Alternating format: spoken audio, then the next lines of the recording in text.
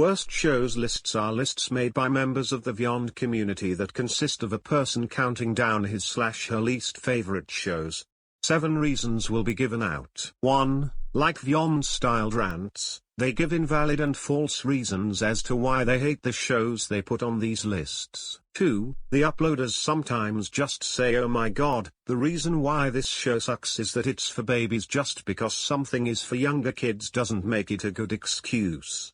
3. Sometimes they'll call certain shows rip-offs/disgraces to other shows/movies/video games, even when they have very little in common with said media, which doesn't make it correct. One common example is that they usually tend to place Little Bill among their least favorite shows because it's a rip-off to Caillou. Just because the main characters are both balds doesn't make them rip-offs.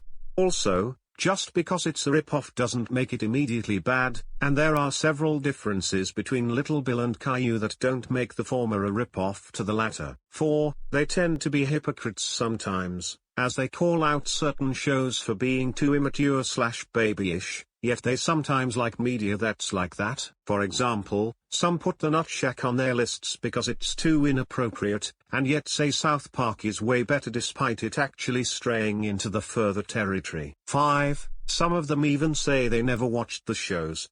How do you know a show is bad if you've never even watched it? 6. Sometimes the uploaders also say, "I will change my opinion on," insert name of show here, in other cases video games, movies, or other media, on upcoming date, which makes no sense. If you feel like changing your mind, then just change your opinion on it as soon as possible, don't wait for a certain date. And lastly, 8. Usually there is loud noise by the time the video approaches the number 1 spot, which can be very offsetting for those with sensitive eardrums.